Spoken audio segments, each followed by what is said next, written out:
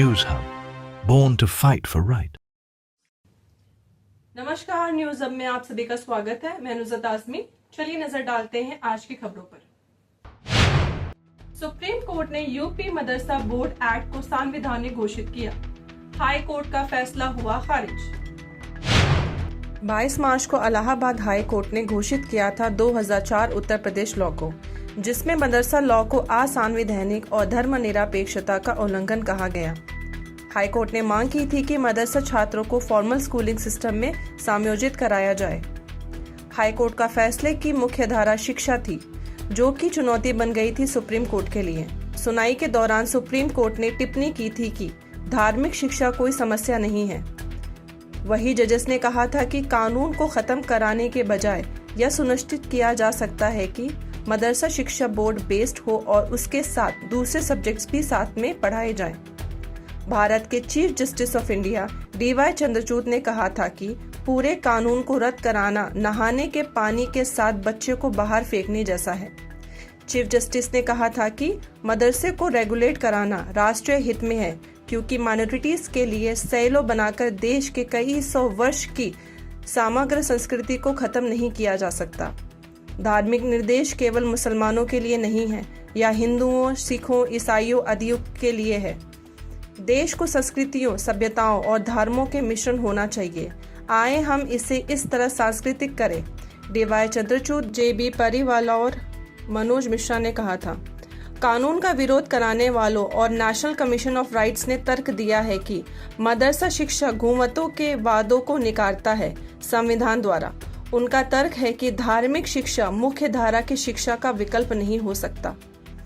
राज्य सरकार ने कहा था कि वह इस कानून का समर्थन करते हैं और उसका मानना है कि उच्च न्यायालय को पूरा कानून को असंवैधानिक नहीं मानना चाहिए था। कोर्ट ने राज्य भर के मदरसों को कार्य कराने की अनुमति देने वाले उच्च न्यायालयों के आदेश पर रोक लगा दी थी। प्राइवेट प्रॉपर्टी नहीं हथिया सकती है राज्य सरकार, SC ने रद्द किया फैसला। सुप्रीम कोर्ट के 9 जजों की बेंच ने मंगलवार को प्राइवेट प्रॉपर्टी के अधिग्रहण की जाने को लेकर बड़ा फैसला दिया है। चीफ जस्टिस DY चंद्रचूड़ की अध्यक्षता वाली बेंच ने कहा कि हर निजी संपत्ति को संविधान के अनुच्छेद 29B के तहत कम्युनिटी प्रॉपर्टी का हिस्सा नहीं माना जा सकता। सुप्रीम कोर्ट ने 7-2 के बहुमत के फैसले में मंगलवार को कहा कि संविधान के तहत सरकार को आम भलाई के लिए निजी ओनरशिप वाले सभी संसाधनों को अपने कब्जे में लेने का अधिकार नहीं है। हालांकि CJI की 9 जज की पीठ ने कहा कि सरकार कुछ मामले में निजी संपत्तियों पर दावा कर सकती है। आर्टिकल 31 से आर्टिकल 39B और C के तहत बनाए गए कानून की रक्षा करता है और सरकार को आम भलाई के वास्ते वितरण के लिए निजी संपत्तियों सहित समुदाय के भौतिक संसाधनों को अपना कब्जे में लेने का अधिकार देता है। फिर से मिली सलमान खान को जान से मारने की धमकी। मैसेज में कहा, जिंदा रहने के लिए 5 करोड़ रुपए दो वरना। इस अधिकारी ने कहा कि यह संदेश रात करीब 12:30 बजे मुंबई पुलिस कंट्रोल रूम की हेल्पलाइन नंबर पर प्राप्त हुआ, जिसके बाद वर्ली पुलिस अधिकारियों को सूचित किया गया। संदेश भेजने वाले ने खुद को गैंगस्टर लॉरेंस बिश्नोई के भाई बताया।